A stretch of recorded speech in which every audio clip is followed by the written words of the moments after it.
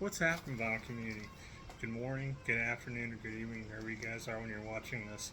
I hadn't intended on doing a video today. It's a beautiful Sunday afternoon here in western Colorado, but the Postal Service decided to drop off a massive Grail that I was expecting tomorrow today. So we're doing an unboxing together. If you've been following my channel or you know me, you know this is a massive Grail.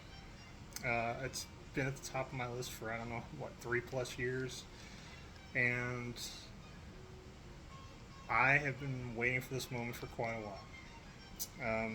So we're going to do this unboxing together, and I'm going to tell you a little story about how I acquired this Grail and how everything fell into place. Got everything sort of unboxed. It was a pretty massive box, so that's always a good sign. But anyway, here we go.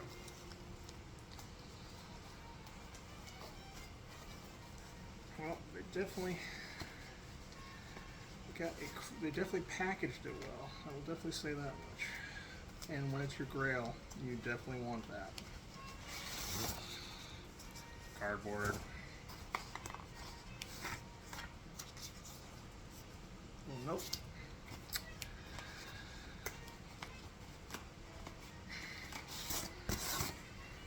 More cardboard. More cardboard. Honestly, I ship records, so album size cardboard's needed. And here we go. You guys just saw it. So this is Impulse Records A77 John Coltrane, A Love Supreme. This is a mono, first pressing mono. So we're going to go ahead and look at this together.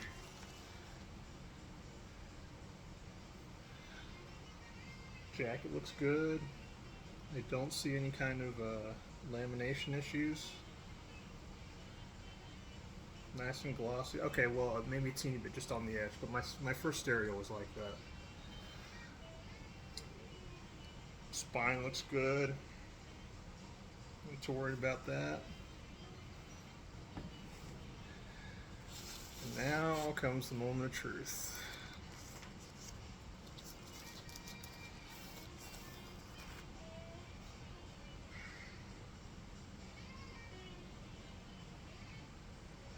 There's a couple of pressing bubbles on it.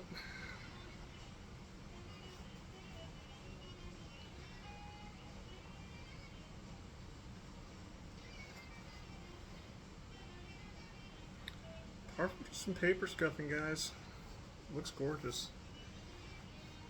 This album was when I was talking to them, it was advertised as a VG++, and it definitely looks it.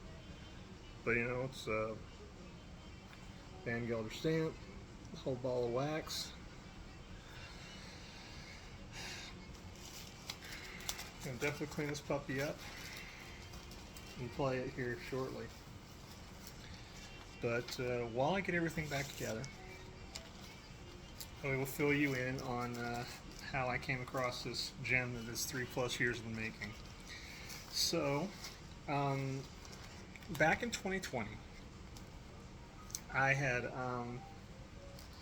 just kind of gotten back into albums and everything else, and I had wanted a first pressing mono with this ever since my time in Texas. Well, even back in 2020, obviously with all the COVID stuff and everything else, the monos had crept up in price. I had a mono, but it was more like VG. It was more like VG. I mean, it still played great, you know, for the most part. I mean, it was loud, so I mean, it wasn't a big deal. But it just didn't suit me. And with an album like this, that is so near and dear to me, I wanted it to be as good as possible.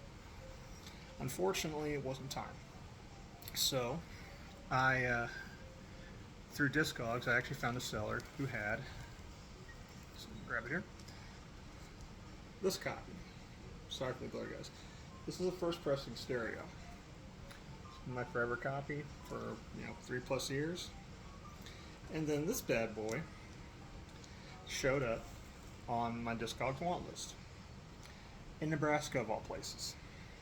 Nebraska, California, not New York, not even Florida, Nebraska, at Grapefruit Records in Omaha, Nebraska. They've been around since 2011. So it had been on my list for a couple weeks. They had it listed as a VG++ copy. And I asked them to send me pictures. Everything looked good. So I'm in a bit of a crunch right now because I've got a trip coming up, and so I wasn't prepared to purchase this. So I dug into my comics, and I had parted with a Grail that it's been in my collection for a very long time. It's a very big Copper Age comic that was graded an 8.0. Reached out to my buddy Joe at 360 Comics. We came to an agreement. He paid me, and I bought this bad boy over the phone.